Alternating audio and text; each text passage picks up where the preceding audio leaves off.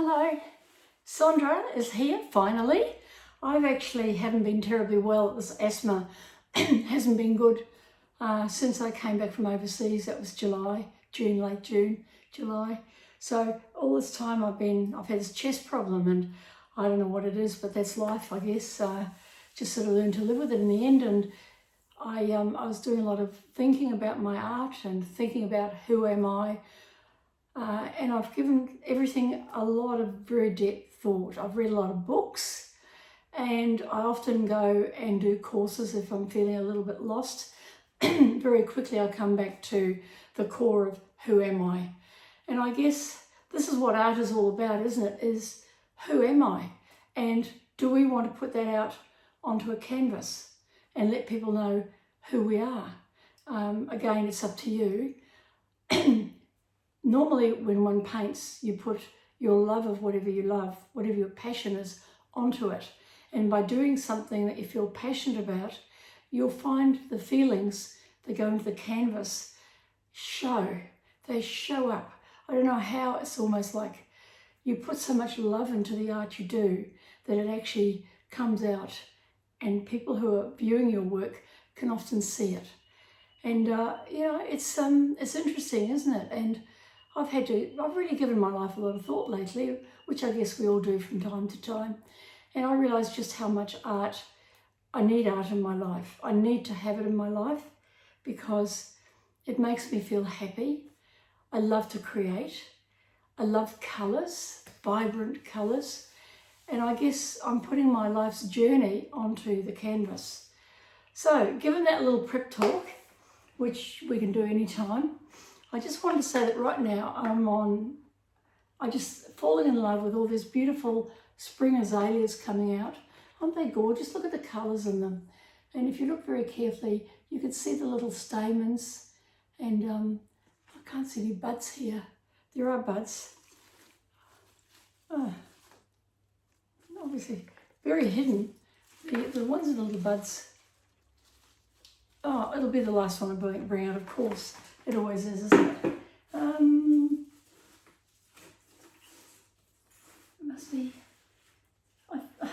must be going crazy because I was pretty sure that amongst these beautiful azaleas, I actually had some lovely buds. I do, but you can see a little one here. Do you see it? Was at the back. No wonder I couldn't find it. Tiny little thing. And when I paint flowers, I try to paint the shapes. I look at the shapes. And I try not to make it I think about composition, and rather than having this whole thing as a painting, it's better to take a part of the painting. For example, if I was doing this, I'm going to break this off if you don't mind. I think a painting, I've got a bit of paper with me, I guess I have here. This is, say, the painting here, and so you can run it so you get the composition right, like so, and you can have it coming from the bottom right hand corner coming up to the left, and that's a lovely composition, that one there. So you could literally put that design onto your canvas, and you could include some of the little buds. Actually, here they are hiding. Do you see them hiding there, the little ones? There they are. There's two of them there, and there's another one here. I knew I'd seen little buds somewhere. And the leaves, it's important to notice the shapes and the leaves. And when I first start, I normally start with the background. For example, this is white. So if I was going to keep it white, I would just have a white background or maybe a mottled background. But then I'd put in the shapes of these greens. I'd do the greens first. And I'd have these drawn out, these shapes of these flowers drawn out with a pencil or pastels or whatever. I sometimes use a graphite pencil actually, and a light browny colour, which is quite good because the colours match in with your paint. And I actually just draw the buds and draw the flowers, and then I concentrate on the greens. And if you look hard here, you can see the greenery and the shapes. And if you look at that green, the green is not just green, it's actually got a browny tint in it. You've also got the very light bright green, you've got the olivey green colour, you get the brown, you get a bit of white into it too there. So green is not just flat green. that's what I want to teach this today. Green is not flat green. So that's what this little video is about. So given that, what's dropping them everywhere now? Given that, I've pulled out my paints and I've done them up in this little booklet here. Every little thing that I do, actually put it into a little booklet, see, like this, and what colours I'm using. For example, here, I'm using titanium white. I can put in light blue, and this is cad yellow. Whoops, it's still wet. This one here was cad orange over here, and yellow ochre there. Sap green, hard to see sap green because it's quite dark. It's that green there, which you probably can't see terribly well. The sap green there. I've got black, brown, Prussian blue, and that's your black there, and there's another Prussian blue there. So I did a mixture of all those colours. I did not put white in there, okay? So then, mixing them, still wet actually. I'll move forward a little bit so you can see a bit closer. I then put the sap green and the Prussian blue together, and that came out that gorgeous colour there. So I used that as my darks. That is my darks. And I used all the dark parts in the painting that I wanted to paint. I used that colour. Then, because there's an earthy colour in the soil, sorry, my voice, I actually used the light green with a little bit of sap green and orange and a tiny bit of brown, and that came out a nice earthy toning. Now I haven't used it in the painting here, but I can show you how it comes up later. Then I used for the lighter colours, that's your darker colours. For the lighter colours I used, let me think, I used the light green, that light green I showed you, with Prussian blue and white. And that came out this toning here, this one. And I put more and more white with it, and it came out like that. So you see already I've got my dark, my medium, and my light. Okay, so that's good, isn't it? And then I used, let me think, I'm trying to remember here. Yes, I used the light green with Prussian blue only, and it came out fairly as a dark colour there. And that's it there, that light made it that colour. And then when I put a bit of light blue with it and the green, it came out in this lovely colour here, this sort of, what do you call it? Like an apple green almost coming out here. Then when you put yellow ochre with sap green, that's the toning you're going to get here, this sort of colouring. And I just kept playing and playing and playing. And in the end, I wanted to make a really beautiful light colour. I kept adding white and white and white, so they came out all these softer colours along here. But then to get that colour was very interesting. What did I use for that? I remember now I used,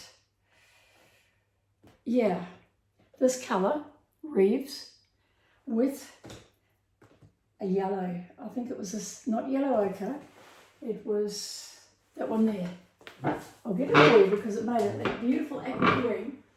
Here, medium yellow there, just tiny bit of that, and it came out in that really beautiful bright colour. You can see there, you see. So my advice to you is get your greens, every green you've got in your cupboard or in whatever your basket is or wherever your paints are, put them all together, add white and black and some yellow, you might need a cad yellow and some yellows, and start mixing. Record it and start mixing, and mix and mix and mix. Add white, add black, add combinations, and have a look at all the colours you can make. Like I've only just started here, but you can make so many beautiful greens just out of mixing. And I was just going to take you to the next level here. This is what I started this painting with here. Today, you've got a vase here, you see, and I did the dark, very dark colours to the back. That was the dark, I'm trying to remember what it was, Prussian blue with sap green, I think it was. Might have been a little bit of black in it too. And then I've got my mid greens, and then I've got my lighter greens on the top here, and coming up to the lighter greens down here, and this bit here. This is just, all I did here was just put in the rough shapes of the leaves. Now it looks pretty messy, doesn't it? And you sort of think, I don't know what this is going to be, but you can see the vase already. You can see a bit of the tablecloth where it says, and you can see that this is all foliage up here. And I'll paint this a bit further and extend it, so you'll see once I add more greens to it how it develops over time. So you can just choose any scene you want, and just especially one with lots of leaves and lots of green, and then paint it, put some in the vase and just different coloured greens, and just paint what you see. My suggestion is, if you're going to do something a bit better, use a canvas panel like this. This is a 45 by 45, which is 18 inches by 18 inches. I find that's a good size. It's a good shape. It's square. It's not too big. This is quite saleable, this size. When I paint my really big ones, they don't sell as easily, but this shape does. Okay, so I suggest, I guess I'm saying to you, go and play. Don't be afraid to play. You must play, because the more you play with your products and the more you play with all the different colours, you'll have such beautiful mixes of colours that you'll look at them and say, how did I get that? And if you haven't written it down, you've lost it. So don't do what I do. I'm not that good at writing things down, as you can see. I do them so far and then I get frustrated. And even now, I can't even remember what was in all of this, but I have to look back at the record that I took there of the palette. Okay, very handy. Anyway, that's it for today. I hope you've learnt a little bit, and thank you for watching. Appreciate your work. You're making suggestions to me in comments. Really love hearing from you. And if you want to follow me more, I'm on Instagram, Sondra Dawn Art. I do have a website. It's not really up to date, I'm afraid. I'm not that good at all that. But anyway, my focus is really teaching through YouTube, which are free lessons, because I'm trying to teach as much as I can. Anyway, thanks for watching. Bye.